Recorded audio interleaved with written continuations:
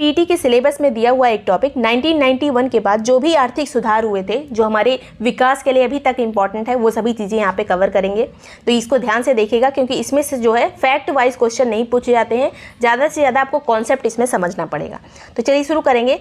इसे हम पीढ़ियों के माध्यम से समझेंगे। जितने भी 1991 के बाद आर्थिक सुधार हुए थे उसको हम पीढ़ियों के माध्यम से समझेंगे कि किस पीढ़ी में कौन कौन सा सुधार हुआ था। तो यहाँ पे पहली पीढ़ी के सुधार की बात करें तो ये टाइम पीरियड था 1991 से लेके सन 2000 का टाइम। अब इसमें जो पहला रिफॉर्म हुआ था वो था एलपीजी रिफॉर्म। इनसे क्वेश्चन आता है एलपीजी रिफॉर्म से। एलपीजी का तो पहले फुल फॉर्म ही पूछ लिया जाता है। तो इसका फुल फॉर्म होता है लिबरलाइजेशन, प्राइवेटाइजेशन, ग्लोबलाइजेशन। लिबरलाइजेशन का मतलब होता है कि ये उदारीकरण है। उदारीकरण मतलब हर चीज़ें आसानी से हो जाए, हमें कोई लाइसेंस लेना है, कोई हमें नई कंपनी लगाना है तो वो सब काम आसानी से हो जाए। प्राइवेटाइजेशन मतलब ज़्यादा से ज़्यादा निजी सेक्टर को, मतलब प्राइवेट सेक्टर को प्रोत्साहन मिले, तो ये हो गया निजीकरण। फिर ग्लोबलाइजेशन मतलब वैश्वीकरण, हमारे यहाँ जो भी प्रोडक्ट बन रहे हैं वो वैश्विक लेवल पर अच्छे रहें। इसके अलावा हमारा ट्रेड भी विदेशों के साथ अच्छा रहे। तो ये सभी चीज़ें सुनिश्चित करने के लिए 1991 में ये आया था एलपीजी रिफॉर्म। ये भी पूछा जाता है कि इस टाइम पे प्रधानमंत्री कौन था। तो इस टाइम पे पीवी नरसिम्हा राव हमारे प्रधानमंत्री थे। और ये जो वित्त मंत्री जो ये सभी रेगुलेशन कर रहे थे ये कौन थे, तो डॉक्टर मनमोहन सिंह उस टाइम पे वित्त मंत्री थे। उन्होंने ही ये लाया था एलपीजी रिफॉर्म। एक बहुत अच्छे अर्थशास्त्री रहे हैं मनमोहन सिंह। आगे बात करेंगे, इसमें जो पहली पीढ़ी में जो सुधार हुए थे उसमें पहला है निजी क्षेत्रों को प्रोत्साहन, मतलब जो प्राइवेट सेक्टर है उनको ज़्यादा से ज़्यादा प्रोत्साहन दिया गया। लाइसेंस मुक्तिकरण किया गया, मतलब बहुत बड़ी जो लाइसेंस वाली प्रक्रिया होती थी उसे खत्म किया गया। एमआरटीपी सीमा समाप्ति की गई। एमआरटीपी का फुल फॉर्म होता है monopolies and restrictive trade practices, मतलब एक रेस्ट्रिक्टिव जो माहौल है उसको ख़त्म किया गया, अच्छे से ट्रेड हो सके, इसीलिए यह था एमआरटीपी की सीमा समाप्ति की गई थी। इसके अलावा चरणबद्ध उत्पादन बाध्यता की समाप्ति, मतलब एक निश्चित जो चरणबद्ध तरीका गवर्नमेंट के द्वारा सुझाया गया था उसके आधार पर अब नहीं होती थी चीज़ें, उस बाध्यता की समाप्ति कर दी गई निजी क्षेत्र को प्रोत्साहन के मामले में। और इस तरह से कंपनियां जो हैं अपने डिसीजन किस तरह से कौन सा प्रोडक्शन करना है वो सब खुद ही सुनिश्चित कर सकती थी। इसके अलावा ऋण सुविधा, जो लोन लेती थी कंपनियां उसमें भी थोड़ा ढील दी गई, वो लोन ले सकती थी। ऋणों का जो शेयरों में परिवर्तन की बाध्यता थी उसको खत्म कर दिया गया था। शेयरों में उनकी बाध्यता जो है वो खत्म कर दी गई थी, ऋण वो डायरेक्टली ले सकती थी बैंक से। पर्यावरण संबंधी जो भी प्रोटोकॉल दिए जाते थे गवर्नमेंट के द्वारा कि इन्हीं प्रोटोकॉल्स को आपको सभी को फॉलो करना पड़ेगा, उसमें थोड़ा सरलीकरण किया गया, थोड़ा ईजी बनाया गया उसको, जिससे कंपनियां जो है आसानी से अपना स्थापित हो सकें। तो ये है निजी क्षेत्रों को प्रोत्साहन। आगे जो है वो है सार्वजनिक क्षेत्र सुधार, मतलब जो पब्लिक सेक्टर था, गवर्नमेंट सेक्टर, उसमें भी सुधार किया गया। जो गवर्नमेंट कंपनियां थे उनको प्रॉफिटेबल बनाया गया, अच्छे अच्छे स्किलफुल वर्कर रखे गए कंपनी में, जिससे ज़्यादा से ज़्यादा प्रोडक्शन हो सके, अच्छा काम हो सके और प्रॉफिट में आ सकें गवर्नमेंट कंपनियां भी। तो इस तरह से सार्वजनिक क्षेत्र का भी सुधार हुआ। वैदेशिक क्षेत्र का सुधार किस तरह से हुआ, तो आयात से मात्रात्मक प्रतिबंधों की समाप्ति कर दी गई कि एक निश्चित जो आयात किया जाता था उसमें प्रतिबंध लगा होता था कि इससे ज़्यादा हम इंपोर्ट नहीं कर सकते, तो उसमें जो सीमा समाप्ति की गई उसकी। इसके अलावा विदेशी निवेश को मंजूरी दी गई, जो हमारे यहाँ फॉरेन इन्वेस्टमेंट आती थी उनको ज़्यादा से ज़्यादा आकर्षित करने की कोशिश की जाने लगी वैदेशिक क्षेत्र सुधार के अंतर्गत। इसके अलावा एक एक्ट बना था 1973 में, ये बहुत इंपॉर्टेंट है, इसमें पूछा जा सकता है इसमें ई का मतलब क्या होगा, आर का मतलब क्या होगा, तो यहाँ पूरा आपको फुल फॉर्म पता होना चाहिए। तो ये फेरा एक्ट आया था, जिसका मतलब है फॉरेन एक्सचेंज रेगुलेशन एक्ट। ये एक तरह का एक्ट था जो हमारे यहाँ जितने भी निवेश आते थे, बाहरी निवेश, उसमें एक रेस्ट्रिक्टिव माहौल बना रहता था, मतलब कि ज़्यादा निवेश हम नहीं ले सकते थे बाहर से। तो ये आया था 1973 में। इसको बदल दिया गया, इसकी जगह पे एक और एक्ट आया 1999 में, जिसका नाम था फेमा एक्ट। फेमा एक्ट का फुल फॉर्म होता है फॉरेन एक्सचेंज मैनेजमेंट एक्ट। फेरा का फुल फॉर्म यहाँ पर है foreign exchange regulation act, FEMA का फुल फॉर्म है फॉरेन एक्सचेंज मैनेजमेंट एक्ट। तो फेरा की जगह फेमा आ गया इसी पहली पीढ़ी में ही। आगे बात करेंगे, वित्तीय क्षेत्र सुधार किए गए, मतलब बैंकिंग सेक्टर में सुधार किए गए, पूंजी बाजार में सुधार किया गया, बीमा उद्योग में यहाँ पे सुधार किया गया, म्यूचुअल फंड वगैरह में, सभी चीज़ों में यहाँ पे वित्तीय सुधार किए गए पहली पीढ़ी में। कर सुधार जो है, कर सुधार तरह तरह की जो करों की चोरी होती थी उनको रोकने का प्रयास किया गया, कर प्रणाली को आसान बनाने का प्रयास किया गया। केवल इस टाइम पे प्रयास किया गया था, धीरे धीरे चीज़ों में सुधार हो रहा था 1991 के बाद सन 2000 तक। तो ये कर वाला सुधार आया पहली पीढ़ी में। आगे बात करेंगे अब दूसरी पीढ़ी में, सन 2000 से 2001 तक ये पीढ़ी चली थी। कुछ नए सुधार इसमें आए, जैसे पहला जो सुधार था वो था फैक्टर मार्केट रिफॉर्म्स, कारक बाजार सुधार। इसमें निजी क्षेत्रों को मूल्य निर्धारण की स्वतंत्रता दी गई। अभी तक जो मूल्य निर्धारण का काम करता था उसमें ज़्यादा भूमिका जो थी वो सरकार की रहती थी, लेकिन अब जो है मूल्य निर्धारण का ज़्यादा काम जो है निजी सेक्टर को दे दिया गया। तो ये है कारक बाजार सुधार। इसके अलावा सार्वजनिक क्षेत्र, इसमें भी सुधार किए गए। नए वेंचर जो लग रहे थे और जो भी कंपनियां थी, सरकारी कंपनियां, उनमें ज़्यादा से ज़्यादा विनिवेश किया जाने लगा, मतलब उनको ज़्यादा से ज़्यादा प्राइवेट करने की कोशिश की जाने लगी। जो सरकारी कंपनियां होती थी, पब्लिक सेक्टर होते थे, उनमें भी पूंजी उपयोग की स्वतंत्रता दी गई। तो नए वेंचर्स, विनिवेश, ये सभी चीज़ें आई सार्वजनिक क्षेत्र के सुधार के अंतर्गत। सरकार और लोक संस्थानों में भी सुधार किए गए। ये वाला काफ़ी इंपॉर्टेंट है। सरकार में भी सुधार किया गया जिससे भ्रष्टाचार कम हो सके, जो लोक संस्थान है वो अच्छे से काम कर सकें, उनमें भी भ्रष्टाचार कम हो, ये सभी काम किए गए थे दूसरी पीढ़ी में। सरकार की भूमिका भी इसमें बदल गई। जो कंट्रोलर की भूमिका में रहती थी सरकार, नियंत्रक की भूमिका में, उसको बदल के सुसाध्यकर्ता मतलब फैसिलिटेटर की भूमिका में आ गई सरकार। सरकार जो है अब कंट्रोल नहीं करती थी, बस अच्छी अच्छी चीज़ें सुझा सकती थी। इस तरह से जो है सरकार में भी अपना मतलब जो गवर्नमेंट सेक्टर था उसमें भी अपना सुधार हुआ। आगे बात करेंगे वैधानिक क्षेत्र सुधार। इसमें जो जितने तरह के विरोधाभासी कानून थे उनको खत्म कर दिया गया। भारतीय जो दंड संहिता है, अपराध संहिता है, उसमें भी सुधार किया गया। कंपनी कानून आए, श्रम कानून में सुधार किया गया, साइबर कानून बने। तो ये सब किस पीढ़ी में हो रहा है? तो दूसरी पीढ़ी में हो रहा है, जो सन 2000 से 2002 तक चली थी। आगे है जो क्रांतिक क्षेत्र सुधार आए। क्रांतिक क्षेत्र सुधार में बहुत सारी बेसिक नीड्स पूरी की गई, जैसे बिजली प्रॉपर, पानी, सड़क, शिक्षा, कृषि, चिकित्सा, इन सभी में सुधार का काम दूसरी पीढ़ी में हमारे आया, जो कि आर्थिक विकास के लिए बहुत ज़्यादा इंपॉर्टेंट है। आगे बात करेंगे सुधारों में राज्यों की भूमिका बढ़ी इसी वाली पीढ़ी में, दूसरी पीढ़ी में ही राज्यों को भी सम्मिलित किया गया केंद्र के साथ। राजकोषीय समेकन किया गया। FRBM एक एक्ट था, अधिनियम था, जो सन 2000 में आया था। इसके माध्यम से जो संवैधानिक प्रतिबद्धता थी और जिम्मेदारी थी सरकार की, उसको बढ़ाने का यहाँ पर प्रयास किया गया। FRBM का यहाँ पर फुल फॉर्म होता है physical responsibility and budget management act. ये जो जब तक ये एक्ट तो ये बना था 2003 में, और ये अधिनियम कब आया था? ये FRBM अधिनियम 2002 में ही आ गया था। आगे बात करेंगे दूसरी पीढ़ी में ही राज्यों को ज़्यादा कर का अंतरण किया जाने लगा। जो केंद्र राज्य में जो बंटवारा होता है करों का, उसमें राज्यों का जो प्रतिशत है थोड़ा बढ़ाया गया। इसके अलावा सामाजिक क्षेत्र पर काफ़ी ध्यान दिया गया दूसरी पीढ़ी में। आगे बात करेंगे तीसरी पीढ़ी में जो आर्थिक सुधार हुए सन 2002 से 2007 तक। और ये 2002 से 2007 तक कौन सी पंचवर्षीय योजना चलती थी? तो ये थी 10वीं पंचवर्षीय योजना। इसमें जो भी आर्थिक सुधार हुए थे वो सब तीसरी पीढ़ी के आर्थिक सुधार थे। इसमें जनमानस को आर्थिक विकास में शामिल किया गया। जो पब्लिक थी अपनी, उस इंडिया की जो जनता थी, उसको शामिल किया गया आर्थिक सुधारों में। उसको तरह तरह की ऐसी चीज़ें सुझाई गई जिससे जनता को आर्थिक तौर पर सीधे लाभ हो, जैसे मनरेगा वगैरह आया। तो बहुत सारी चीज़ें इस टाइम पे आई थी तीसरी पीढ़ी के सुधार में। पंचायतों के माध्यम से आर्थिक विकास सुनिश्चित किए गए। कई ऐसे काम बताए गए जो पंचायतों के माध्यम से होते थे। कई ऐसे लेबर वगैरह को बहुत सारे काम मिले थे। गाँव के जो मजदूर वर्ग था उनको काफ़ी लाभ हुआ, ऐसे किसान वर्गों को काफ़ी लाभ हुआ। पंचायत के थ्रू गाँवों का सुधार हुआ। तो ये सब तीसरी पीढ़ी में हुआ था। इसके अलावा भारतीय जनमानस में उद्यमिता का भाव आया, क्योंकि मनरेगा वगैरह आया था तो लोगों को काम करने की इच्छा जागृत हुई कि हम भी डेली का पैसा कमाएं। तो ये सभी जो है उद्यमिता का भाव वगैरह, ये तीसरी पीढ़ी के सुधारों में आएगा। आगे बात करेंगे चौथी पीढ़ी के सुधार। ये सभी जो इकोनॉमिक्स हैं ये नहीं मानते हैं चौथी पीढ़ी के सुधार को, लेकिन कहीं कहीं पे चीज़ें दी रहती हैं। जैसे पूर्ण रूपेण सूचना तकनीकी पर आधारित यहाँ पे चौथी पीढ़ी जो है पूरा सूचना प्रौद्योगिकी पर आधारित है। इसके अलावा रणनीतिक सार्वजनिक विनिवेश किया जा रहा है, मतलब सरकार जो है जानबूझ के जो गवर्नमेंट सेक्टर है उसे ज़्यादा से ज़्यादा प्राइवेट सेक्टर में लगातार कन्वर्ट कर रही है और अभी भी कन्वर्ट करती जा रही है। नए नए कानून आए, जैसे बेनामी कानून नए बने, विमुद्रीकरण हुआ 2016 में। इसके अलावा दिवालिया कानून आया। सब्सिडी की डायरेक्ट आधार से लिंक रहता है अकाउंट, और डायरेक्ट सब्सिडी सबके अकाउंट में चली जाती है। तो ये सभी जो रिफॉर्म आई, ये सब सूचना प्रौद्योगिकी के कारण ही आए हैं। तो ये चौथी पीढ़ी के सुधार में पूरा जो है टेक्नोलॉजी पर आधारित ये वाली पीढ़ी हो गई है। तो ये वाला जो आर्थिक सुधार वाला हमारा सेक्शन चल रहा है, ये सब हमारा जो है बेस्ड है कंप्यूटर पर, डिजिटल है सब चीज़ें। तो चलिए शुरू करेंगे। सबसे पहले जीएसटी जो है, इसके पहले दो तरह के टैक्स लिए जाते थे। एक डायरेक्ट टैक्स होता था, एक इनडायरेक्ट टैक्स होता था। तो यही वाले जो इनडायरेक्ट टैक्सेस थे, इनको खत्म करके जीएसटी में कन्वर्ट किया गया है। तो एक तरह से जीएसटी अगर कहा जाए किस तरह का टैक्स है, तो इनडायरेक्ट टैक्स है, यानी अप्रत्यक्ष कर है। अब डायरेक्ट टैक्स में क्या क्या होता है? तो इनकम टैक्स होता है, कॉर्पोरेशन टैक्स यानी निगम कर होता है, प्रॉपर्टी टैक्स होता है, इनहेरिटेंस टैक्स होता है जो कि संपत्ति जो इनहेरिट की जाती है अपने पूर्वजों से। इसके अलावा गिफ्ट टैक्स होता है, वेल्थ टैक्स होता है। तो ये सभी आते हैं डायरेक्ट टैक्सेस में, जिसको हम दूसरों के ऊपर नहीं डाल सकते हैं। इनकम टैक्स अगर देना है तो एक व्यक्ति जिसके ऊपर इनकम टैक्स लगा है उसी को पे करना होगा और वो डायरेक्ट आपका कट जाएगा।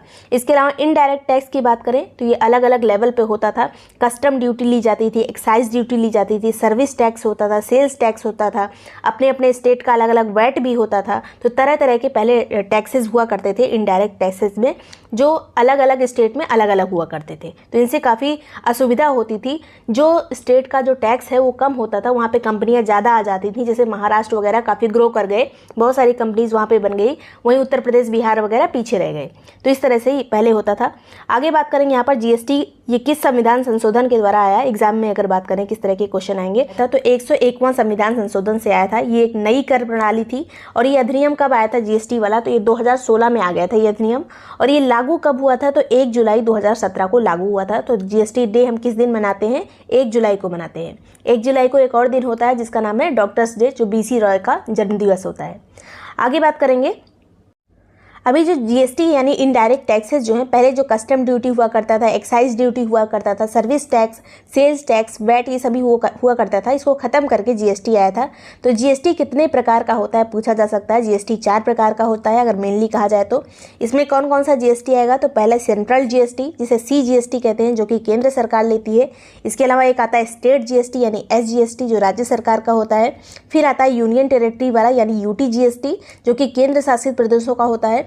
फिर आता है इंटीग्रेटेड जीएसटी जिसे कहते हैं आईजीएसटी, जब कोई जो है अगर लेन देन एक राज्य से दूसरे राज्य के बीच में दिया जाता है तब उसे आईजीएसटी के थ्रू उसमें टैक्स वसूला जाता है। और ये आईजीएसटी जो है किसके पास जाएगा, तो ये सेंट्रल के पास जाता है आईजीएसटी। अब सेंट्रल डिसाइड करेगा कि कितना किसको देना है। अब वो किस तरह से डिसाइड करता है, सबसे पहले अगर कोई एक राज्य है, मान लीजिए मध्य प्रदेश को सामान भेजना है बिहार में।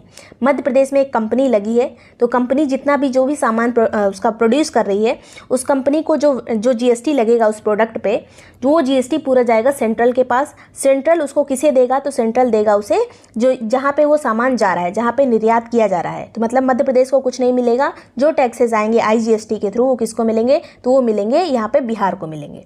तो इस तरह से अब कंपनी जो है हर जगह जीएसटी तो सेम रहेगा, तो अब कंपनी को ज़्यादा नुकसान नहीं झेलना पड़ता है। हर जगह सब चीज़ें इक्वल रहती हैं। तो यहाँ पे भी फ़ायदा हो रहा है मध्य प्रदेश में भी, क्योंकि यहाँ पे लोगों को रोजगार मिल रहा है। यहाँ के लोगों को भी फ़ायदा मिल रहा है क्योंकि यहाँ का जो टैक्स बन रहा है वो यहाँ के लोगों को मिल रहा है, मतलब यहाँ की सरकार को मिल रहा है। तो डेवलपमेंट के काम में आएगा जो बिहार में टैक्स मिलेगा। तो इस तरह से सब चीज़ बैलेंस करने के लिए ये आईजीएसटी आया है। आगे बात करेंगे, जो एसजीएसटी होता है, मतलब अगर कोई चीज़ का प्रोडक्शन किसी एक स्टेट में हो रहा है और उसको बेचा भी उसी स्टेट में जा रहा है, तो एक टैक्स तो सेंट्रल हमेशा लेगा, क्योंकि हर स्टेट आते हैं सेंट्रल के अंतर्गत। एक सीजीएसटी लगेगा और एक एसजीएसटी लगेगा जो कि उसी राज्य का होगा। अब यूनियन टेरिटरी में कोई बन रहा है तो उसमें भी एक सीजीएसटी लगेगा, एक यूटीजीएसटी लगेगा। अब ये जो दो टैक्स लगते हैं, इसका मतलब ये नहीं है कि 2 जगह बराबर टैक्स देने हैं। अगर किसी प्रोडक्ट पे 18% जीएसटी है, मतलब 9 सेंट्रल लेगा, 9 स्टेट लेगा, चाहे वो यूनियन टेरिटरी हो चाहे वो स्टेट हो कोई। तो इस तरह से टैक्स डिवाइड होता है।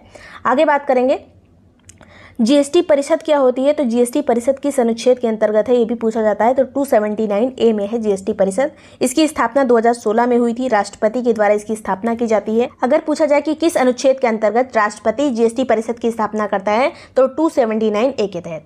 अब इसकी स्थापना का इसका जो जीएसटी परिषद का जो सचिवालय है वो कहाँ स्थित है, तो दिल्ली में स्थित है। काउंसिल का इसके सचिव कौन होता है, काउंसिल मतलब परिषद, तो परिषद का सचिव कौन होता है, तो पदेन जो केंद्रीय राजस्व सचिव होगा वही इस जीएसटी परिषद का भी सचिव होगा।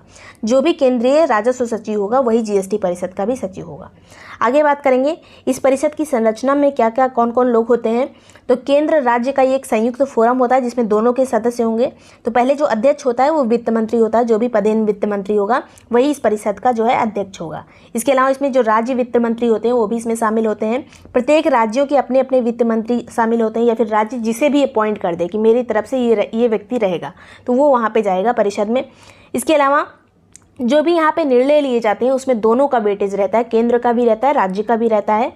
केंद्रीय जो उत्पाद सीमा शुल्क बोर्ड के जो अध्यक्ष होते हैं, केंद्रीय उत्पाद सीमा शुल्क बोर्ड के जो अध्यक्ष होते हैं वो इस बैठक में आते हैं, लेकिन उन्हें वोट देने का अधिकार नहीं होता है। तो ये स्टेटमेंट में कभी आ सकता है, ये वैसे पीटी के लेवल में नहीं पूछा जाएगा लेकिन ये भी इंपॉर्टेंट है। आगे बात करेंगे कि प्रत्येक जो बैठक होती है, जीएसटी की कई सारी बैठकें होती हैं, तो इन बैठकों का जो कोरम होता है कि मतलब इतने सदस्य अवश्य होने चाहिए, तो ये कितने सदस्य होंगे, तो ये जितने भी सदस्य आते हैं इस परिषद में उसका आधा अगर सदस्य मौजूद हो तो कोई भी बैठक की जा सकती है, उसमें निर्णय लिया जा सकता है। और निर्णय जो है किस तरह से लिया जाएगा, तो 3/4 बहुमत के आधार पर निर्णय लिया जाता है। आगे बात करेंगे, काउंसिल अपने निर्णय लेने के लिए स्वतंत्र होती है, किसी तरह का उसके ऊपर दबाव नहीं होता है। और इस काउंसिल यानी परिषद के कार्य क्या क्या होते हैं, तो वस्तुओं का जीएसटी के अंतर्गत किस वस्तु को लाना है, किसे इसको मुक्त करना है, अगर कोई प्रोडक्ट जो है जीएसटी के बाहर कर देना है तो उसका निर्णय यही परिषद करती है। जीएसटी की दरें क्या होंगी, तो उसमें भी यही करती है, यही काम परिषद जो है जीएसटी की दरें निर्धारित करती है। इसके अलावा कारोबार की सीमा जिसके नीचे जीएसटी से मुक्त रखा जाएगा, कुछ कारोबार की सीमा रखी जाती है कि उसके नीचे जीएसटी नहीं लगेगा, तो वो निर्धारित कौन करता है, तो परिषद निर्धारित करती है। अब जीएसटी की स्लैब्स कितनी है, तो टोटल 5 स्लैब है। एक 0% वाली भी अब है जिसमें दूध वगैरह आता है, दूध आता है, अंडा आता है, दही आता है, लस्सी आता है, लेकिन ये सभी जो प्रोडक्ट हैं पैक वाले नहीं होने चाहिए, खुले में जो मिलते हैं। इसके अलावा जैसे खुला जो आटा मिलता है उसमें भी जीएसटी नहीं लगता, जो पैक्ड हो जाएगा उसमें लगेगा। गुड़, ताज़ा सब्जी, नमक, ये सभी जो है 0% जीएसटी वाले प्रोडक्ट हैं। इसके अलावा अगला जो स्लैब होता है 5% का होता है, फिर 12%, फिर 18%, और जो सबसे महंगे वाले सामान होते हैं, बड़े बड़े होटल्स में रुकना या फिर कोई ऐसे ब्रांडेड सामान होगा, उसमें जो 28% वाला जीएसटी है वो लगता है। आगे बात करेंगे, जीएसटी के दायरे से बाहर भी कुछ प्रोडक्ट रखे गए हैं, जैसे उसमें जो है कोई अलग अलग स्टेट जो है अपना अलग अलग उसमें निर्धारित कर सकते हैं, कर टैक्स ले सकते हैं। तो ये प्रोडक्ट जो है वो है शराब है, इसमें पेट्रोल है, डीजल है, जितने तरह की पेट्रोलियम जैसे नेचुरल गैस वगैरह सब इसी में आ जाएगा। बिजली को भी इससे मुक्त रखा गया है, मतलब इस पर हर जो राज्य है अपने कोई भी टैक्स वसूल कर सकते हैं। जिस भी राज्य में आपने देखा होगा कि पेट्रोल वगैरह की कीमतें बहुत ज़्यादा हैं, तो मतलब उस स्टेट ने जो है ज़्यादा कर मतलब टैक्सेस को ज़्यादा बढ़ा दिया है।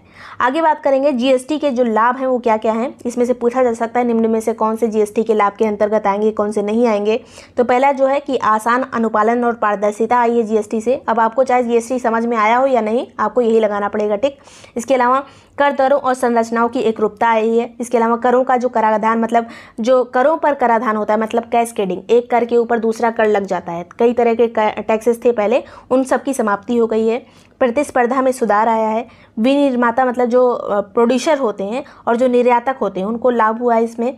अधिक राजस्व निपुणता आई है, कोई अपना टैक्स बचा नहीं सकता जीएसटी से। तो इस तरह की चीज़ें आई हैं जो जीएसटी के लाभ के रूप में देखी गई हैं। तो ये सभी चीज़ें इंपॉर्टेंट थी। वीडियो पसंद आया हो तो लाइक और सब्सक्राइब कर लीजिएगा। Hello everyone, welcome to break time classes. इस वीडियो में पीईटी के सिलेबस में दिया हुआ एक टॉपिक ऑपरेशन फ्लड के बारे में देखेंगे। अब ऑपरेशन फ्लड को अलग अलग नामों से जाना जाता है। इसे श्वेत क्रांति भी कहते हैं, इंग्लिश में इसी को व्हाइट रेवोल्यूशन कहते हैं, या फिर आपको सीधे सीधे दुग्ध क्रांति के नाम से भी क्वेश्चन पूछा जा सकता है। तो इस टॉपिक से जितने भी क्वेश्चन बन सकते हैं वो सभी यहाँ पर कंप्लीट कवर कर। तो चलिए शुरू करते हैं। सबसे पहले ऑपरेशन फ्लड की शुरुआत कब हुई थी, तो 1970 में, 1970 में इसकी शुरुआत हुई थी। अब इसका कुछ उद्देश्य रखा गया होगा जिसकी पूर्ति हमें करनी थी ऑपरेशन फ्लड के थ्रू। तो इसका उद्देश्य था डेयरी उद्योग से जुड़े हुए जो भी किसान होते हैं उनका विकास करना, आर्थिक रूप से प्रति व्यक्ति ज़्यादा से ज़्यादा दूध उपलब्ध हो सके इसकी व्यवस्था करना। इसके अलावा ग्रामीण क्षेत्रों में आय की वृद्धि करना, एक आर्थिक विकास सुनिश्चित करना। इसके अलावा जो उपभोक्ता होते हैं जो दूध को कंज्यूम करते हैं उनको उचित दाम पर दूध उपलब्ध हो सके इसकी व्यवस्था करना। ये सभी थे ऑपरेशन फ्लड के एक जो उद्देश्य रखे गए थे जिसकी पूर्ति हमें करनी थी। इसके अलावा भारतीय डेयरी विकास बोर्ड की स्थापना कब की गई थी, जिसका शॉर्ट फॉर्म है NDDB, national dairy development board. इसकी स्थापना हुई थी 1965 में। ये भी क्वेश्चन पूछा जा सकता है। इसकी स्थापना हुई थी आनंद में। आनंद कहाँ है, गुजरात में। इसके अलावा एक चीज़ और याद रखनी है कि अमूल की स्थापना कब हुई थी, तो दूध से रिलेटेड एक बहुत बड़ी क्रांति लेके आया था अमूल।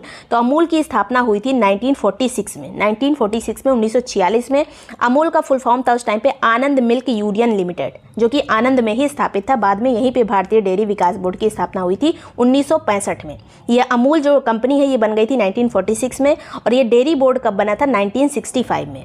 और अमूल के संस्थापक कौन थे, तो अमूल के संस्थापक थे त्रिभुवन दास पटेल और वर्गीज कुरियन। दोनों लोगों ने मिलकर अमूल की स्थापना की थी। वर्गीज कुरियन जो है ये गुजरात से संबंधित नहीं थे, इनका जन्म हुआ था केरल में। काफ़ी संपन्न परिवार से रिलेटेड थे वर्गीज कुरियन, लेकिन इनका दूध की क्रांति में काफ़ी ज़्यादा योगदान है। बाद में यही वर्गीज कुरियन जो है इन्हें अध्यक्ष बनाया गया था NDDB का, जो नेशनल डेयरी डेवलपमेंट बोर्ड था उसके अध्यक्ष बने वर्गीज कुरियन, और इन्हीं के प्रयासों से ऑपरेशन फ्लड की शुरुआत हुई थी। अब इनको अध्यक्ष किसने बनाया था, तो उस टाइम पे प्रधानमंत्री थे लाल बहादुर शास्त्री। लाल बहादुर शास्त्री ने वर्गीज कुरियन को NDDB का अध्यक्ष बनाया था। आगे चल के 1970 में ऑपरेशन फ्लड की शुरुआत होती है, जिसे श्वेत क्रांति के नाम से भी जाना जाता है। ये 3 चरणों में इसकी शुरुआत हुई थी। अलग अलग चरणों में अलग अलग काम हुए थे, धीरे धीरे डेवलपमेंट होता गया। तो सभी चरणों में हमें अलग अलग चीज़ें पढ़नी है। पहला जो चरण था, ये चरण था 1970 से लेकर 1980 तक। 1970 से 1980 के बीच में, मैचिंग में भी पूछा जा सकता है सभी चरण। तो पहले चरण में केवल 4 प्रमुख जो महानगर थे, जैसे दिल्ली, मुंबई, कोलकाता और चेन्नई, दिल्ली, मुंबई और कोलकाता, चेन्नई को ही इसमें फोकस किया गया था। और इस चरण में इन चारों शहरों के जो भी उपभोक्ता थे उनके लिए 18 मिल्क स्टेट से उनको जोड़ा गया था। उपभोक्ताओं जो कंज्यूमर्स थे दूध के, उनको 18 मिल्क स्टेट से जोड़ा गया था। अभी पहले वाले चरण में कितने मिल्क स्टेट बने? 18 मिल्क स्टेट।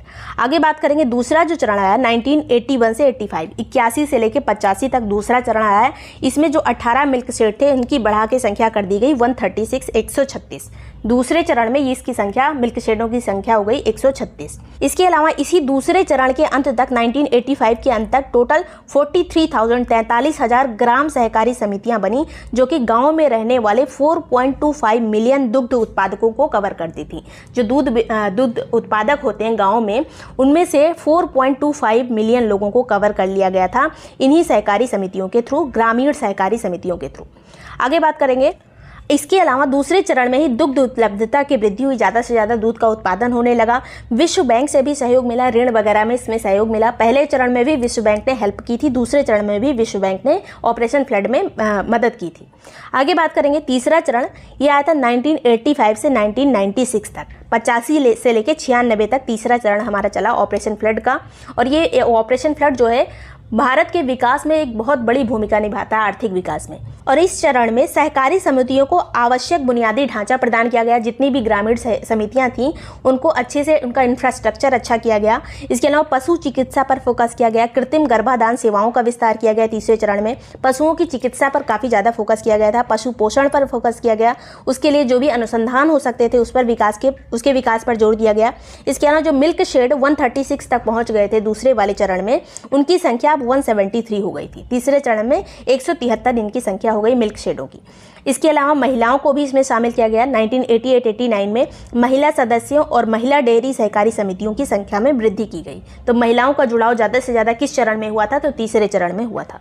अब यहाँ तक बात हो गई तीसरे चरण तक की, जो कि 3 चरण थे ऑपरेशन फ्लड में। अब कुछ और क्वेश्चन जो पूछे जा सकते हैं कि देश की पहली दुग्ध उत्पादक सहकारी दुग्ध समिति कौन सी थी? ये कोई ऑपरेशन फ्लड के तहत नहीं आई थी, ये बहुत पहले बन गई थी। 1917 में, 1917 में ये बन गई थी, कटरा सहकारी दुग्ध समिति। कटरा कहाँ पर स्थित है? ये इलाहाबाद का कटरा है। कटरा वैसे देश में कई जगह स्थित है, लेकिन ये सहकारी समिति कहाँ बनी थी? इलाहाबाद में। आगे बात करेंगे, पहला दुग्ध उत्पादक सहकारी संघ कहाँ पर बना था? अगर संघ आ जाए तो कोई आंसर क्या होगा? लखनऊ होगा। अगर सहकारी समिति आए, पहली सहकारी समिति कौन सी बनी थी? तो कटरा सहकारी समिति। पहला दुग्ध उत्पादक सहकारी संघ कौन सा बना था? तो लखनऊ का संघ बना था। ये बना था 1938 में। आगे बात करेंगे, राष्ट्रीय डेयरी अनुसंधान संस्थान, जिसका नाम है NDRI, national dairy development institute, ये कहाँ स्थित है? तो ये करनाल में स्थित है। करनाल है हरियाणा में। इसकी स्थापना हुई थी 1923 में, लेकिन तब इसका नाम राष्ट्रीय डेयरी अनुसंधान संस्थान नहीं था। इसका 2 बार नाम चेंज हुआ है। वर्तमान में इसका नाम जो रखा गया है राष्ट्रीय डेयरी अनुसंधान संस्थान, ये आज़ादी के बाद 1947 में रखा गया था। और इसको डीम्ड यूनिवर्सिटी का भी दर्जा प्राप्त है। इसको जो डीम्ड यूनिवर्सिटी का दर्जा दिया गया था 1989 में दिया गया था, 1989 में ये दर्जा मिला था। Hello everyone, welcome to break time classes. इस वीडियो में पीईटी के सिलेबस में दिया हुआ जो एक टॉपिक है जिसमें अर्थव्यवस्था के बारे में पूछा गया है, जैसे मिश्रित अर्थव्यवस्था क्या होती है, समाजवादी अर्थव्यवस्था क्या है, या फिर पूंजीवादी अर्थव्यवस्था क्या है, उसके बारे में यहाँ पे सभी चीज़ें कवर करेंगे। और इसमें जिस तरह से क्वेश्चन पूछे जाते हैं, जैसे निम्नलिखित में से कौन सा पूंजीवादी अर्थव्यवस्था का लक्षण है, या फिर इस तरह से भी क्वेश्चन पूछा जा सकता है कि निम्नलिखित में से कौन सा पूंजीवादी अर्थव्यवस्था का नकारात्मक पहलू है। तो इस तरह की चीज़ें यहाँ पे देखने के लिए पूरा थ्योरी हमें पढ़ना पड़ेगा। इसके तो सबसे पहले भारत में पहला बैंक कौन सा बना था बैंकिंग सिस्टम की जिससे शुरुआत हुई? तो पहला बैंक बना था बैंक ऑफ हिंदुस्तान, जो कि 1770 में 1770 में बना था। और ये जो बैंक बना था ये पूरी तरह से यूरोपीय प्रबंधन में बना था, मतलब ये कोई भारतीय बैंक नहीं था। और इसकी स्थापना हुई थी कलकत्ता में। ज़्यादा टाइम तक ये टिक भी नहीं पाया था ये बैंक, कुछ ही दिन बाद ये बंद हो गया था 1770 में, लेकिन ये बना था पहला बैंक। ये काफ़ी पूछा जाता है क्वेश्चन, तो बैंक ऑफ हिंदुस्तान। नेक्स्ट है यहाँ पे 1786 में 1786 में एक और बैंक की स्थापना हुई जिसका नाम था जनरल बैंक ऑफ इंडिया। अब जनरल बैंक ऑफ इंडिया के बाद कई सारे ऐसे बैंक बने जो कंपनी ने स्थापित किए, ईस्ट इंडिया कंपनी के द्वारा स्थापित किए गए कई सारे बैंक। लेकिन जो पहला एक इम्पॉर्टेंट बैंक है वो है प्रेसिडेंसी बैंक। अब यहाँ पे प्रेसिडेंसी बैंक 3 तरह के थे, 3 प्रेसिडेंसी बैंक बने। पहला जो प्रेसिडेंसी बैंक था वो था बैंक ऑफ बंगाल, जो कि बना था 1806 में। दूसरा बना था 1840 में, जो कि था बैंक ऑफ बॉम्बे। पहला वाला 1806, दूसरा 1840। तीसरा प्रेसिडेंसी बैंक बना था बैंक ऑफ मद्रास, जो कि बना था 1843 में, 1843 में। अभी जो तीनों बैंक है इसका ईयर मैचिंग वगैरह में आ सकता है, जैसे बैंक ऑफ बंगाल 1806, उसके बाद बॉम्बे वाला 1840, मद्रास वाला 1843। तीन ही प्रमुख प्रेसिडेंसी थी उस टाइम पे। और कुछ समय के बाद यहाँ पे 1921 में, काफ़ी समय हो गया यहाँ पे, 1921 में आके ये जो तीनों बैंक है इनको मर्ज कर दिया गया और इसको एक बैंक बना दिया गया, जिसका नाम था इंपीरियल बैंक ऑफ इंडिया। तो अगर पूछा जाए इंपीरियल बैंक ऑफ इंडिया कब बना था, तो 1921 में, 1921 में। और यही इंपीरियल बैंक ऑफ इंडिया इसका राष्ट्रीयकरण हुआ। राष्ट्रीयकरण इसका कब हुआ, तो 1955 में। 1955 में 1 जुलाई 1955 में इंपीरियल बैंक ऑफ इंडिया का नाम बदल के भारतीय स्टेट बैंक कर दिया गया, जो गवर्नमेंट बैंक के सेक्टर में नंबर 1 पे बना हुआ है, SBI। तो ये SBI, पहले क्या नाम था इसका, इंपीरियल बैंक ऑफ इंडिया। इसका नाम 1955 में चेंज होकर 1 जुलाई 1955 में भारतीय स्टेट बैंक कर दिया गया। तो ये सभी चीज़ें जो प्रोसेस बताई काफ़ी इंपॉर्टेंट है। नेक्स्ट है यहाँ पर, पहला ज्वाइंट बैंक कौन सा था भारत का, तो पहला ज्वाइंट बैंक था अवध कॉमर्शियल बैंक, और ये बना था 1881 में, 1881 में। इसमें भारतीय थोड़ा सा स्वामित्व इसमें भारतीयों का भी था। जो अभी तक बैंक बन रहे थे उसमें पूरा स्वामित्व यूरोपियों का रहता था, कंपनी का रहता था, और इसमें सीमित स्वामित्व दिया गया था भारतीयों को। इसके अलावा पूर्ण रूप से भारतीय प्रबंधन वाला बैंक कौन सा था, तो ये था पंजाब नेशनल बैंक। और काफ़ी इंपॉर्टेंट क्वेश्चन है कि पूर्ण रूप से भारतीय बैंक जो है, भारतीय प्रबंधन वाला बैंक कौन सा बना, पंजाब नेशनल बैंक 1894 में, 1894 में। पूर्ण भारतीय स्वामित्व और प्रबंधन वाला पहला भारतीय वाणिज्यिक बैंक कौन सा था, अगर वाणिज्यिक बैंक नाम आ जाए कि पूरी तरह से भारतीयों का प्रबंधन भी था उस पर, पूरा स्वामित्व भी था उस पर, तो ये बैंक कौन सा था, सेंट्रल बैंक ऑफ इंडिया, जो कि बना था 1911 में। बहुत बाद में आके सेंट्रल बैंक ऑफ इंडिया कब बना, 1911 में। नेक्स्ट है यहाँ पर, बैंकों का राष्ट्रीयकरण किस तरह से हुआ, तो कई प्रोसेस इसके आए, कई चरण में ये हुआ है। तो सबसे पहला जो राष्ट्रीयकरण हुआ था, और सबसे इंपॉर्टेंट यही वाला है, 19 जुलाई 1969 में ये राष्ट्रीयकरण हुआ था, जिसमें 14 बैंकों का राष्ट्रीयकरण किया गया था। मतलब इसे सरकार का बैंक बना दिया गया था, जो गवर्नमेंट वाला पब्लिक सेक्टर बैंक इसे बोला जाने लगा। 14 ऐसा बैंक बना था जिसे पब्लिक सेक्टर बैंक बोला गया, और जिनकी जमा राशि 50 करोड़ से अधिक थी उनका ही राष्ट्रीयकरण किया गया था। ये डेट इंपॉर्टेंट है, 19 जुलाई 1969। और इस टाइम पे प्रधानमंत्री हमारी कौन थी, ये भी पूछ लिया जाता है, तो इंदिरा गांधी उस टाइम पे हमारी प्रधानमंत्री थी। नेक्स्ट है, अगला जो राष्ट्रीयकरण हुआ था वो 15 अप्रैल 1980 को हुआ था। 15 अप्रैल 1980 को, ये भी इंदिरा गांधी के टाइम पे ही हुआ था। इस टाइम पे 6 बैंकों का राष्ट्रीयकरण किया गया। पहले 1969 में 14 बैंकों का राष्ट्रीयकरण हुआ था, 1980 में आके 6 बैंकों का राष्ट्रीयकरण किया गया, जिनकी जमा राशि टोटल जो थी वो 200 करोड़ या उससे ज़्यादा थी। तो ये दोनों राष्ट्रीयकरण काफ़ी एग्जाम में पूछे जाते हैं। इसके अलावा कुछ मर्जर हुए थे बैंकों के, हाल ही में कुछ मर्जर हुए थे। पहले चीज़ों को राष्ट्रीयकृत किया जा रहा था, इस टाइम पे प्राइवेटाइजेशन पे जोर दिया जा रहा है, तो इसलिए बहुत सारे मर्जर होके जो राष्ट्रीयकृत बैंक है, पब्लिक सेक्टर वाले बैंक, उनको मर्ज करके एक किया जा रहा है। तो इस तरह से 3 बैंकों का मर्जर हुआ था, विजया बैंक, देना बैंक और बैंक ऑफ बड़ौदा। पूछा जा सकता है कि bank of Baroda important bank है, इसमें 2 और कौन से बैंक समाहित कर दिए गए हैं, तो विजया बैंक और देना बैंक। ये जो मर्जर हुआ था ये 2019 में हुआ था, अप्रैल में। इसके अलावा उसी टाइम पे 2019 में ही 10 बैंकों को हटा के 4 बैंक में बना दिया गया था, तब्दील कर दिया गया था आपस में मर्ज करके। तो किसे किसे मर्ज किया गया था ये पूछा जा सकता है, तो oriental bank of commerce, United bank of India और पंजाब नेशनल बैंक, तीनों को एक में करके एक बैंक बना दिया गया था। इसके अलावा आंध्रा बैंक, कॉरपोरेशन बैंक और यूनियन बैंक ऑफ इंडिया को एक में कर दिया गया था। सिंडिकेट बैंक और केनरा बैंक को एक में कर दिया गया था। इलाहाबाद बैंक और इंडियन बैंक को मिला के एक बैंक बना दिया गया था। तो ये मर्जर इंपॉर्टेंट है, इसको देख लीजिएगा ध्यान से। आगे बात करेंगे, ये सभी मर्जर की डेट भी इंपॉर्टेंट है, कब हुई थी, तो ईयर दिया जा सकता है। तो 2019 में ये मर्जर हुआ था। अब देखेंगे भारतीय रिजर्व बैंक यानी आरबीआई के बारे में। तो ये एक मेन टॉपिक है जो हमें सबसे अच्छे से पढ़ना है। तो सबसे पहली बात तो ये हमारा केंद्रीय बैंक है। भारत की जितनी भी मौद्रिक नीतियां बनती है, चाहे एसएलआर डिसाइड हो, सीआरआर डिसाइड हो या फिर repo rate, reverse repo rate, सब डिसाइड कौन करता है, तो सब आरबीआई डिसाइड करता है। इसके अलावा इसको जो आरबीआई बना है ये किस समिति की सिफारिश पर बना था, तो हिल्टन यंग समिति की सिफारिश पर बना था। और ये जो समिति का गठन हुआ था, इसने कब ये अनुशंसा दी थी कि आरबीआई का गठन होना चाहिए, केंद्रीय बैंक का गठन होना चाहिए, तो ये 1926 में ये हिल्टन यंग कमेटी ने कहा था। आगे बात करेंगे, एक अधिनियम आया था जिसका नाम था भारतीय रिजर्व बैंक अधिनियम। ये अधिनियम कब आया था, 1934 को, 1934 में एक अधिनियम आया और इसी अधिनियम के आधार पर आरबीआई की स्थापना हुई 1 अप्रैल 1935 को। तो अधिनियम अगर पूछ लिया जाए तो 1934 होगा और स्थापना पूछ ली जाए तो 1 अप्रैल 1935 को आरबीआई की स्थापना हुई। अब आरबीआई का जो राष्ट्रीयकरण है ये कब किया गया, तो पहले जब हमारा देश आज़ाद नहीं था उस टाइम पे इसे ऐसे केंद्रीय बैंक बना दिया गया था। जब आज़ादी मिल गई उसके बाद आरबीआई का राष्ट्रीयकरण किया गया 1 जनवरी 1949 को, 1 जनवरी 1949 को। तो सभी डेट इंपॉर्टेंट है यहाँ पर। पहले जो इसके गवर्नर बने थे 1935 में वो थे सर ऑसबॉर्न स्मिथ। इसके बाद स्वतंत्र भारत के पहले गवर्नर कौन बने थे आरबीआई के, तो ये थे सीडी देशमुख। दोनों नाम इंपॉर्टेंट है, ऑसबॉर्न स्मिथ और सीडी देशमुख। नेक्स्ट है यहाँ पर आरबीआई के कार्य क्या क्या होते हैं, तो नोटों का निर्गमन करना, नोट जारी करना। इसके अलावा सरकार के बैंक के रूप में ये काम करता है आरबीआई जो है। सरकार अपनी प्रतिभूतियों को किसके पास रखवाता है, तो आरबीआई के पास। आरबीआई के थ्रू ही जो प्रतिभूतियां हैं, जो बॉन्ड्स होते हैं, उनकी बिक्री होती है। इसके अलावा बैंकों के बैंक के रूप में काम करता है आरबीआई, केंद्रीय बैंक होता है ये। साख नियंत्रण या फिर ऋण पर पूरा नियंत्रण रहता है आरबीआई का।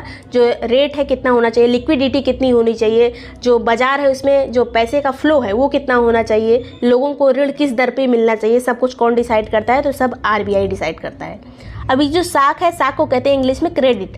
क्रेडिट को दो तरह से डिवाइड किया गया है। एक होती है परिमाणात्मक क्रेडिट, परिमाणात्मक साख जिसे मात्रात्मक भी कहते हैं। दूसरी होती है गुणात्मक या फिर चयनात्मक साख। तो पूछ लिया जाता है निम्न में से कौन सी परिमाणात्मक है, कौन सी गुणात्मक है। तो ये चीज़ याद रखिएगा यहाँ पर।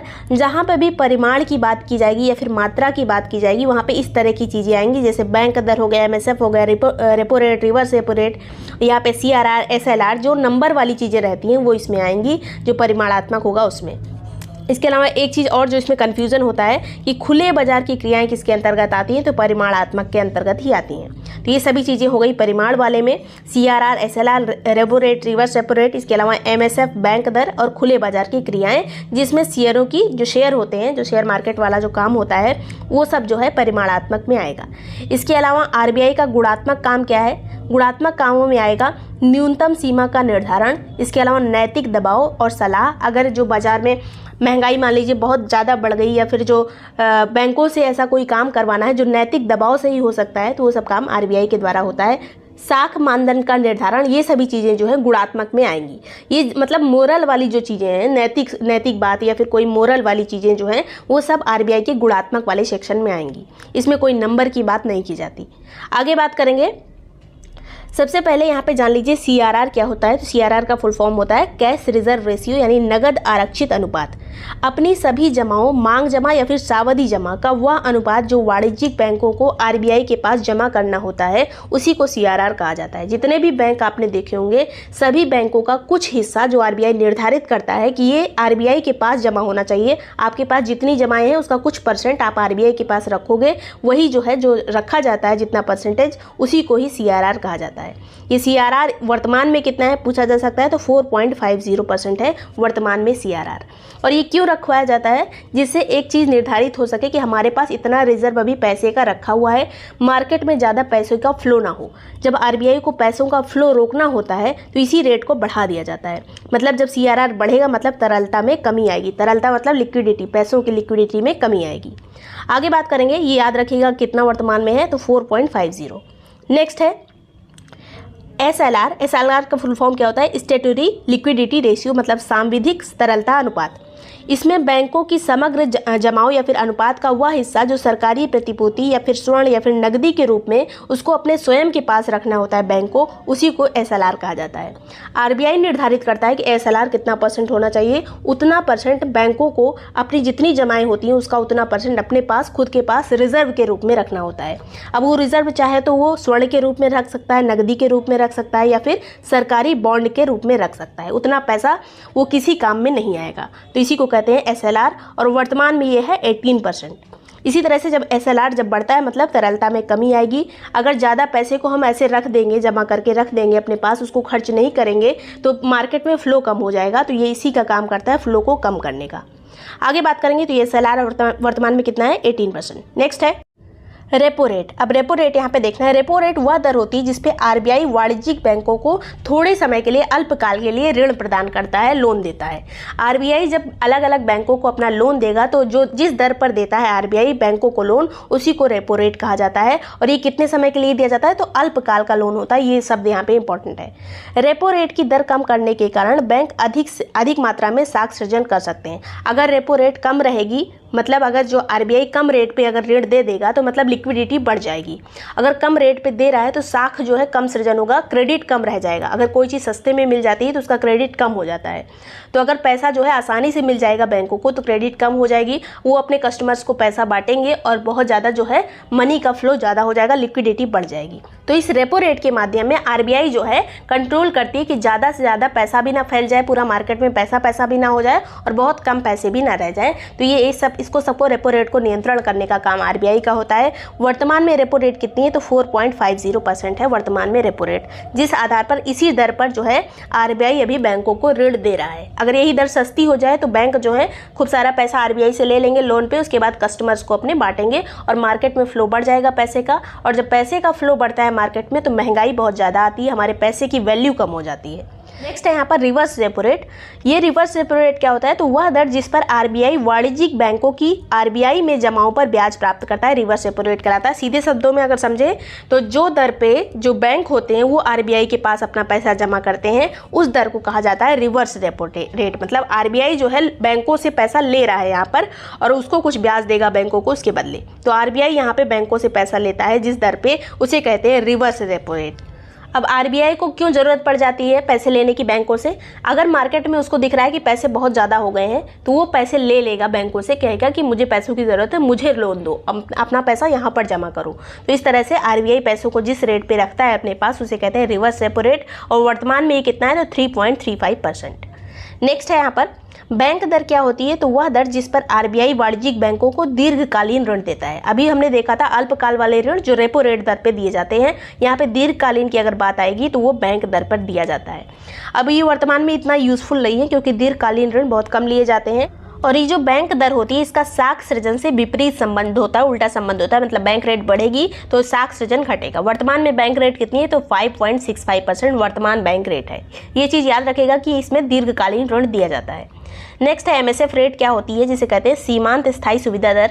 इसमें जो वाणिज्यिक बैंक होते हैं, अनुसूचित वाणिज्यिक बैंक, ये अपनी अति अल्पकालीन, यहाँ पे एक शब्द आएगा अति अल्पकालीन, जो आवश्यकता की पूर्ति के लिए जो ऋण लिया जाता है आरबीआई से, जो बैंक ऋण लेते हैं तो जिस रेट पे यहाँ पर ऋण लेंगे यानी लोन लेंगे उसी को एमएसएफ दर कहा जाता है। और ये एमएसएफ रेट इस टाइम पे कितना है तो 5.15%। 5.15% वर्तमान में जो है एमएसएफ रेट है। तो यहाँ पे ये चीज़ें इंपॉर्टेंट थी। इसके अलावा यहाँ पे एक और चीज़ है, जैसे भारत में प्रमुख प्रतिभूति मुद्रण केंद्र कहाँ पर है तो ये पूछ लिया जाता है या फिर मैचिंग में आ जाता है या फिर कौन सा युग में इसमें से गलत है, इस तरह से क्वेश्चन आते हैं। तो सबसे पहले इंडिया सिक्योरिटी प्रेस कहाँ पर है, ये नासिक में, महाराष्ट्र में। सिक्योरिटी प्रिंटिंग प्रेस कहाँ है, हैदराबाद में। करेंसी नोट प्रेस कहाँ है, नासिक में। बैंक नोट प्रेस कहाँ पे है, देवास मध्य प्रदेश में। इसके अलावा सिक्योरिटी पेपर मिल, ये काफ़ी क्वेश्चन कई बार पूछा जा चुका है, ये होशंगाबाद में है मध्य प्रदेश में। इसके अलावा टकसाल जहाँ पे सिक्के बनाए जाते हैं वो कहाँ पे इंडिया में तो मुंबई में है, कोलकाता में, हैदराबाद में और सबसे लेटेस्ट जो बना है वो है नोएडा में। मुंबई, कोलकाता, हैदराबाद और नोएडा जो मेन सिटीज़ हैं वहीं पे ये है, स्थित है टकसाल। नेक्स्ट है यहाँ पर भारत में जो दार्शनिक प्रणाली आई थी मुद्रा की, कब आई थी 1957 में। उस टाइम पे इसे नया पैसा कहा जाता था। जो रुपए पैसे आए, जो रुपए वाला कॉन्सेप्ट आया है जिसमें कहा जाता है कि 1 रुपये में 100 सिक्के होते हैं, उस तरह की जो प्रणाली आई थी वो 1957 पे आई थी। उस टाइम पे इसे नया पैसा कहा गया। अब इसे पैसा कब से कहा जाने लगा तो 1964 से 1964 से इसे पैसा कहा जाने लगा। तो ये भी क्वेश्चन पहले पूछा जा चुका है।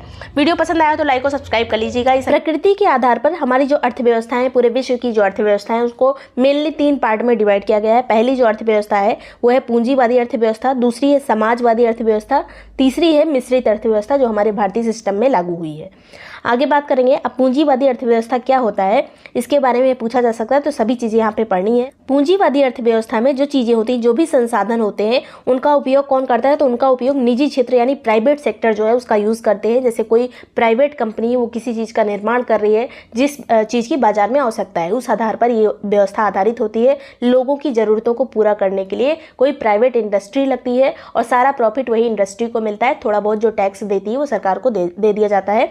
बाकी बाकी जो है सभी चीज़ इसमें प्राइवेट सेक्टर के हाथ में होता है। इस अर्थव्यवस्था में बाजार का जो संचालन है मांग और आपूर्ति के हिसाब से होता है, और इस तरह की अर्थव्यवस्था जो पूंजीवादी अर्थव्यवस्था है इसमें सरकार का हस्तक्षेप न्यूनतम होता है। मतलब सरकार इसमें दखलंदाजी नहीं करती है, आप अपना प्रोडक्शन करो, आप अपना जो डिस्ट्रीब्यूशन है उसको करो अपने हिसाब से, अपने नियम बनाओ कंपनी के, इस तरह से अर्थव्यवस्था चलती है पूंजीवादी अर्थव्यवस्था। आगे बात करेंगे अब पूंजीवादी अर्थव्यवस्था के कुछ सकारात्मक यानी पॉजिटिव पॉइंट्स हो सकते हैं। तो यहाँ पे कौन कौन सा पॉजिटिव पॉइंट है इसका, तो संसाधनों का दक्षता पूर्वक उपयोग किया जाता है। मतलब जो भी चीज़ें हैं उनको एकदम स्किल्ड जो वर्कर्स होते हैं उसमें काम करते हैं, सभी चीज़ें प्रॉपर ढंग से की जाती हैं कि कोई चीज़ वेस्ट ना हो जिससे कंपनी का नुकसान हो जाए। तो प्राइवेट सेक्टर में जो मालिक होता है वो किसी तरह से अपना नुकसान नहीं देखता है और सभी चीज़ों को बहुत किफ़ायती ढंग से यहाँ पे यूज़ किया जाता है। नए नए तरीके, नई नई टेक्निक्स खोजी जाएंगी जिससे जो है काम ज़्यादा आसानी से हो सके और ज़्यादा से ज़्यादा प्रोडक्शन हो सके। तो ये है पूंजीवादी अर्थव्यवस्था के सकारात्मक पहलू। इसके अलावा इसमें निरंतर कार्य करने की भी क्षमता होती है। इसमें जो लेबर्स होते हैं या फिर जो वर्कर्स होते हैं वो लगातार काम करते हैं, ऐसा छुट्टी वगैरह नहीं होती है ज़्यादा, तो वो अपने हिसाब से लोगों को काम करने के लिए भी लगा सकते हैं। तो ये पॉजिटिव एक पॉइंट हो गया कि लगातार इसमें क्षमता निर्माण होता रहता है, जैसे जैसे ज़रूरतें बढ़ती जाती वैसे वैसे मॉडिफिकेशन भी होता जाता है। अब देखेंगे पूंजीवादी जो अर्थव्यवस्था है इसके नेगेटिव पॉइंट्स क्या क्या हैं। तो ये जो पूंजीवादी अर्थव्यवस्था होती है इसमें आर्थिक विषमता आ जाती है। मतलब एक वर्ग जो है, जो मालिक वाला वर्ग होगा, उसके पास ज़्यादा संपत्ति इकट्ठा हो जाएगी, उसकी आय ज़्यादा रहेगी, लेकिन जो वर्कर्स होते हैं उनके पास जो है आय का स्रोत कम हो जाता है, उनके पास एक लिमिटेड ही आय हमेशा बनी रहेगी। तो एक वर्ग जो है लगातार तरक्की करेगा, दूसरा गरीब का गरीब ही बना रह जाएगा। तो इस तरह से आर्थिक विषमता की स्थिति उत्पन्न हो जाती है समाज में, और इस तरह से पूंजी का संकेंद्रण होता है। मतलब एक जगह पूंजी इकट्ठा हो गई, अंबानी बहुत अमीर हो गए और बाकी लोग जो है, जो गरीब वर्ग है वो लगातार गरीब होता जा रहा है। अगर इस हिसाब से बात की जाए तो वर्ग का विकास जो है, पूंजीपतियों का वर्ग और जो गरीब वर्ग है उनके बीच में एक संघर्ष की स्थिति उत्पन्न हो जाती है कुछ टाइम के बाद में। तो ये है पूंजीवादी अर्थव्यवस्था के नेगेटिव पॉइंट्स। अब समाजवादी अर्थव्यवस्था देखते हैं। इस अर्थव्यवस्था में जो समाजवादी अर्थव्यवस्था होती है इसमें उत्पादन के साधनों पर समाज का नियंत्रण होता है, और इसमें जितनी भी चीज़ें प्रोडक्शन जो भी इंडस्ट्री लगती है उसमें ये ध्यान दिया जाता है कि लोगों का ज़्यादा से ज़्यादा कल्याण हो सके। तो लोक कल्याण से जुड़ा हुआ इसमें काम किया जाता है। यहाँ पर सरकार की एक महत्वपूर्ण भूमिका होती है। ये जो है सरकारी वाला सेक्टर होता है, गवर्नमेंट सेक्टर वाली जो कंपनीज़ होती हैं, जैसे महारत्न वगैरह जो कंपनीज़ हैं सब गवर्नमेंट सेक्टर में आती हैं, कोल इंडिया वगैरह, तो वो ऐसे काम करेंगे जिससे सबका कल्याण हो सके। इसके अलावा अर्थव्यवस्था से संबंधित सभी महत्वपूर्ण निर्णय सरकार योजनाओं के माध्यम से करती है। इसमें कोई कंपनी अलग से अपना निर्णय नहीं ले सकती है। अगर जो कंपनी की अथॉरिटीज़ हैं वो कुछ सजेशन दे सकती हैं सरकार को, लेकिन सरकार जो है वही निर्णय करेगी, इसमें कुछ अलग से कंपनी का नहीं रहेगा। तो ये सभी चीज़ें हैं जो कि आती हैं समाजवादी अर्थव्यवस्था के अंतर्गत। समाजवादी अर्थव्यवस्था के सकारात्मक यानी पॉजिटिव पॉइंट क्या क्या हो सकते हैं, तो यहाँ पे लोक कल्याण की बात की जाती है, आर्थिक समानता की स्थिति रहती है, जो इसमें वर्कर्स काम करते हैं अच्छी खासी उनको भी सैलरी वगैरह मिलती है। इसके अलावा आर्थिक क्रियाओं का संचालन जो है पंचवर्षीय योजनाओं के माध्यम से किए जाने के कारण संसाधनों को बेहतर प्रयोग हो पाता है। यहाँ पे बहुत सारी जो अब तो पंचवर्षीय योजनाएं बंद हो चुकी हैं 2017 के बाद से, 2012 वाली जो चली थी, 2012 से 2017 तक 12वीं पंचवर्षीय योजना चली थी। अब उसके बाद से पंचवर्षीय योजना नहीं चल रही है, लेकिन स्टार्टिंग से लेके जो बेहतर तरीके से सरकार ने काम किया पंचवर्षीय योजनाओं के माध्यम से, वो काफ़ी सराहनीय है और अच्छे तरीके से जो हमारे पास संसाधन थे, जो इंडस्ट्री लग सकती थी उसे लगाया गया था। आगे बात करते हैं, अभी भी काम चल रहे हैं, लेकिन ज़रूरी नहीं कि पंचवर्षीय योजना के माध्यम से ही सारे काम होंगे, बाकी काम ऐसे चलते रहते हैं। जो भी गवर्नमेंट सेक्टर वाली जो कंपनीज होती है उसमें काम जो है प्रॉपर तरीके से होता रहता है। आगे बात करेंगे, वर्ग विहीन समाज स्थापित करने का प्रयास किया जाता है। इसमें ऐसा प्रयास किया जाता है कि कोई एक गरीब ना हो, कोई एक बहुत अमीर ना हो, तो इस तरह की व्यवस्था समाजवादी अर्थव्यवस्था में होती है। और सभी प्रकार की प्रतिस्पर्धाओं को समाप्त कर दिया जाता है। इसमें कोई होड़ नहीं रहती है कि एक कंपनी कह रही है मुझे आगे निकलना है या दूसरी कंपनी, आपस में कंपटीशन इतना नहीं रहता है गवर्नमेंट सेक्टर वाली कंपनीज में। तो इसलिए जो है ये एक नेगेटिव पॉइंट भी कह सकते हैं इसको, लेकिन इसमें प्रतिस्पर्धा नहीं रहती है और ये पॉजिटिव पॉइंट में लिखा हुआ है यहाँ पर। लेकिन अगर प्रतिस्पर्धा नहीं भी रहेगी तो भी एक ऐसे समाज का निर्माण हो जाएगा जो लगातार बढ़ोतरी नहीं कर रहा है, वो एक जगह पे रुका हुआ समाज का निर्माण हो जाता है अगर जो प्रतिस्पर्धा नहीं रहती है, कंपटीशन नहीं रहता है तो। आगे बात करेंगे, समाजवादी जो अर्थव्यवस्था है उसके कुछ नकारात्मक यानी नेगेटिव पॉइंट होते हैं, जैसे कार्य की दक्षता का अभाव होता है। कुछ लोग जिनको अभी जॉब मिल गई होगी, वर्कर्स होंगे, सरकारी नौकरी में होंगे, किसी इंडस्ट्री में काम कर रहे होंगे, सरकारी इंडस्ट्री में सरकारी वर्कर के रूप में, तो वो उतनी बेहतरी से अपना जो है जो आउटकम है वो नहीं देते, अच्छे से काम नहीं करते हैं। बहुत जगह ऐसे देखा गया है, उनमें दक्षता का अभाव हो जाता है, वो टेक्नोलॉजी के साथ अपने आप को इंक्रीज़ नहीं कर पाते, अपनी जो स्किल्स हैं उनको इम्प्रूव नहीं कर पाते हैं, तो कार्य की दक्षता का अभाव पाया जाता है। इसके इसके अलावा उत्पादन की स्वतंत्रता का अभाव होता है, जो इंडस्ट्री है वो अपने हिसाब से कितना भी प्रोडक्शन नहीं कर सकती हैं। इसके अलावा उत्पादन की शक्तियों पर राजनीतिकरण होता है, जो सरकार है वही सभी चीज़ें नियंत्रित करती है। उपभोक्ता के समक्ष विकल्पों का अभाव होता है। इसमें अगर किसी उपभोक्ता को, किसी कस्टमर को अगर कोई सरकारी प्रोडक्ट लेना है, जैसे कोई सरकार की कंपनी में बना हुआ कोई सामान है, उसे ऐसा देखना है कि कोई सरकारी कंपनी से मैं सामान खरीदूंगा तो उतने ज़्यादा उसको ऑप्शन नहीं मिलेंगे। अगर वही चीज़ वो प्राइवेट सेक्टर वाली कंपनी से भी देखना चाहेगा तो उसको बहुत सारे ऑप्शंस मिल जाएंगे। तो इस तरह से विकल्पों का अभाव होता है इसमें। अब यहाँ पे देख लेते हैं कुछ जो बेसिक अंतर है पूंजीवादी और समाजवादी अर्थव्यवस्था में। तो पहला जो अंतर है वो है सामाजिक संसाधनों पर स्वामित्व निजी क्षेत्र का होता है पूंजीवादी अर्थव्यवस्था में। समाजवादी में ये राज्य के द्वारा संसाधनों पर नियंत्रण किया जाता है। यहाँ राज्य से जो तात्पर्य है वो सरकार से, देश से है। अलग अलग राज्य से तात्पर्य भी बदलते रहते हैं। आगे बात करेंगे, उत्पादक और उपभोक्ता स्वतंत्र होते हैं पूंजीवादी अर्थव्यवस्था में। समाजवादी अर्थव्यवस्था में सारे निर्णय जो है सरकार के ऊपर रहते हैं। इसके अलावा पूंजीवादी में वस्तुओं की कीमत का निर्धारण बाजार में मांग और आपूर्ति की शक्तियों के द्वारा होता है। जिस तरह की मांग आपूर्ति रहेगी, महंगाई भी उसी तरह से घटेगी बढ़ेगी। अगर बात करें प्राइवेट सेक्टर की तो उसमें अगर कोई प्रोडक्ट है उसकी मांग ज़्यादा है तो हो सकता है उसका दाम थोड़ा सा इंक्रीज हो जाए। ये चीज़ प्रोडक्ट टू प्रोडक्ट वेरी करती है किस तरह का वो प्रोडक्ट है। आगे यहाँ पे बात करेंगे समाजवादी में, तो वस्तुओं और सेवाओं की कीमत का निर्धारण जो है नियोजन के माध्यम से किया जाता है। सरकार निर्धारित करती है सभी चीज़ों की कीमतें। आगे बात करेंगे, यहाँ पे जो पूंजीवादी सेक्टर है इसमें न्यूनतम हस्तक्षेप होता है सरकार का, यहाँ पर अधिकतम हस्तक्षेप होता है। पूरा का पूरा समाजवादी अर्थव्यवस्था में सरकार का ही हस्तक्षेप होता है। पूंजीवादी में आर्थिक आय के संबंध में असमानता होती है, ज़्यादा कोई अमीर होता है, कोई वर्ग जो पूरा गरीब होता है। समता की स्थापना यहाँ पे समाजवादी सेक्टर में होती है, समता की स्थापना की जाती है। इस तरह का प्रयास किया जाता है कि कोई एक वर्ग ज़्यादा अमीर या ज़्यादा गरीब ना हो जाए। आगे बात करेंगे अब मिश्रित अर्थव्यवस्था क्या है। तो मिश्रित अर्थव्यवस्था में पूंजीवादी और समाजवादी दोनों अर्थव्यवस्थाओं के लक्षण पाए जाते हैं, जैसा कि हमारे इंडिया में है। यहाँ पे प्राइवेट सेक्टर भी है, यहाँ पे गवर्नमेंट सेक्टर भी है। इस प्रकार की अर्थव्यवस्था में उत्पादन के साधनों पर निजी और सरकारी दोनों ही क्षेत्रों की भूमिका होती है। यहाँ सरकार नियंत्रण को कम करके एवं विनियमों को बढ़ाकर आर्थिक प्रक्रियाओं का संचालन करती है। अब पहले अगर बात करें 1991 के पहले की बात, तो उस टाइम पे जो हमारे यहाँ इंडस्ट्रीज थी ज़्यादा से ज़्यादा वो जो सरकारी इंडस्ट्री पाई जाती थी 1991 के पहले की बात। उसके बाद LPG रिफॉर्म आई जिसमें उदारीकरण हुआ, वैश्वीकरण हुआ, तो उसमें जो है ज़्यादातर जो सेक्टर है उनको प्राइवेट सेक्टर में बदलने की कोशिश की जाने लगी। अब यहाँ पे अगर अब बात करें तो नए स्टार्टअप को खोलने में हेल्प की जा रही है, प्राइवेट सेक्टर को इंक्रीज किया जा रहा है। जो गवर्नमेंट सेक्टर वाली कंपनियां थी को भी विनिवेश किया जा रहा है, मतलब उसमें उसका कुछ पार्ट या फिर पूरा का पूरा पार्ट जो है प्राइवेट सेक्टर को दिया जा रहा है। तो ये सभी चीज़ें हैं अब धीरे धीरे जो है पूंजीकरण की तरफ से भी थोड़ा थोड़ा बढ़ रहे हैं, लेकिन हमारे ऊपर सरकार का भी नियंत्रण है। तो इस तरह से हमारी जो अर्थव्यवस्था है ये मिश्रित टाइप की अर्थव्यवस्था है। तो ये सभी चीज़ें इंपॉर्टेंट थी। वीडियो पसंद आए हो तो लाइक और सब्सक्राइब कर लीजिएगा। अब हरित क्रांति की बात कर रहे हैं तो ये 1960 से इसकी बात शुरू हो गई थी कि अच्छे अच्छे बीज लाए जाएं जिससे हमारी जो पैदावार है, फसलों का जो उत्पादन है वो बढ़े, ज़्यादा से ज़्यादा अनाज पैदा हो। इसलिए ये 1960 से शुरुआत हुई थी। सबसे पहले अगर पूछा जाए कि हरित क्रांति शब्द का प्रयोग किसने सबसे पहले किया था, तो ये किया था doctor William Gordon. Doctor William Gordon ने इसका यूज़ सबसे पहले किया था। और ये कहाँ से संबंधित थे, तो USA से संबंधित थे, संयुक्त राज्य अमेरिका से।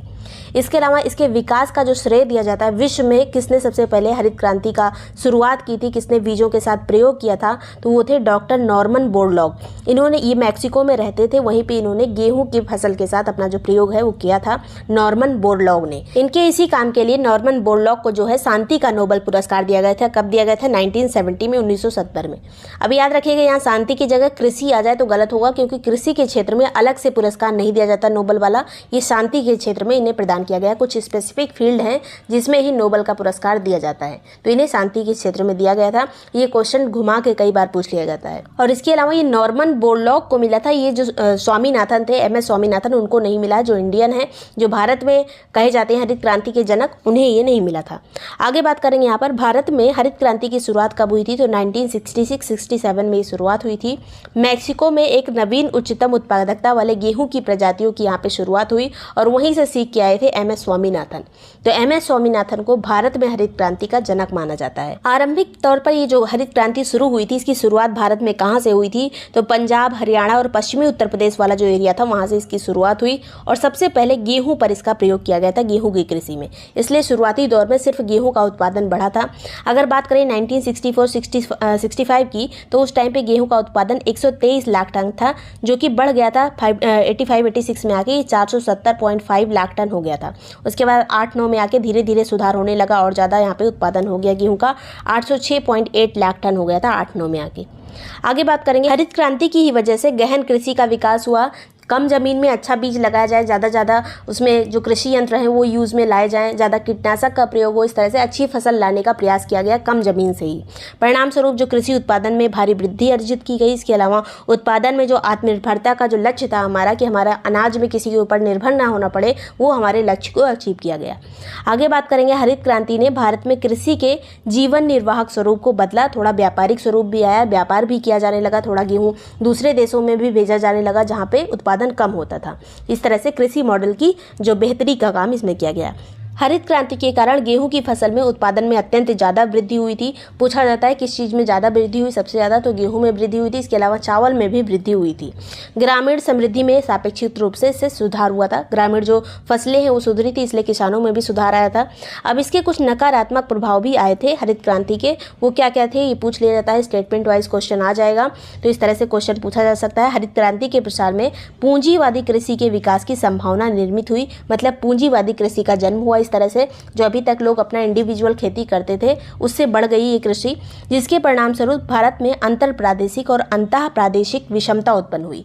जैसे बात करें पंजाब वाले एरिया की या फिर उत्तरी जो पश्चिमी उत्तर प्रदेश वाले एरिया की, वहाँ पे पूंजीवादी कृषि की जाती है, जो ठेकेदार होते हैं वो कृषि कराते हैं। और जो पूर्वी उत्तर प्रदेश वाला एरिया, वहाँ पे सब इंडिविजुअल छोटे छोटे किसान होते हैं। आगे बात करेंगे, और उधर वाले किसान आपने देखा होगा, पश्चिमी जो किसान है पंजाब साइड वाले, वो काफ़ी अमीर हो जाते हैं। हरित क्रांति के अंतर्गत बहुत सारे ऐसे यंत्र बने जो कृषि में लाभदायक होते हैं। इस तरह से जो लोगों को रोजगार मिलता था कृषि के रूप में, वो नहीं मिल पाता था लोगों को। नए नए यंत्र आ गए जो काम कर देते थे आसानी से। इस तरह से बेरोजगारी भी बढ़ी हरित क्रांति के बाद। हरित क्रांति का प्रभाव गेहूँ चावल जैसे कुछ फसलों तक ही सीमित रहा। परिणाम स्वरूप फसल उत्पादन में मात्रात्मक असंतुलन बढ़ा। जो कुछ फसलें थी, जो मेन फसलें थी, सिर्फ उसी पे इसका असर दिखा।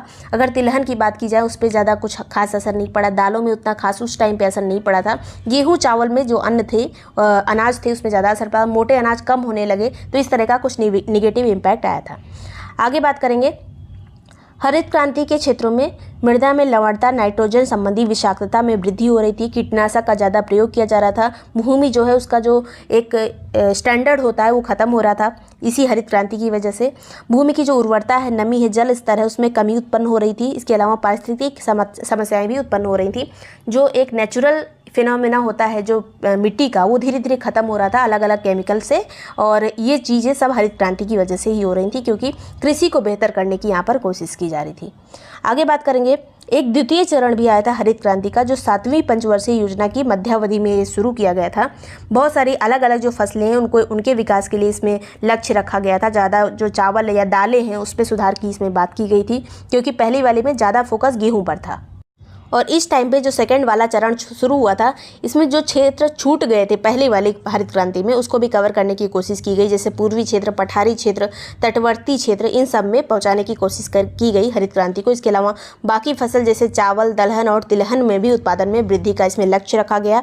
हरित क्रांति के इस द्वितीय चरण में निम्न तथ्यों पर जोर दिया गया। कौन कौन से तथ्य हैं? सिंचाई के साधनों के विकास संबंधित इसमें काम किए गए। बहुत सारी ऐसी सिंचाई की योजनाएं चालू की गई जो कृषि को बढ़ोतरी में उसकी हेल्प कर सके। सबको उर्वरक प्राप्त हो सके, इसलिए छोटे छोटे पैकेट बनाए गए उर्वरकों के, जिससे आसानी से कम पैसे में सभी किसानों को उर्वरक प्राप्त हो सके। इसके अलावा जो उत्पादन करता था कीटनाशकों का, उसको भी सब्सिडी दी जाने लगी, जिससे सबको सब्सिडी मिले, कम दाम में मिल जाए और सबके पास उपलब्धता हो कीटनाशक खरीदने की, उर्वरक खरीदने की। तो ये सभी काम किए गए दूसरी वाली हरित क्रांति में, द्वितीय चरण में। तो ये सभी चीज़ें इंपॉर्टेंट थी।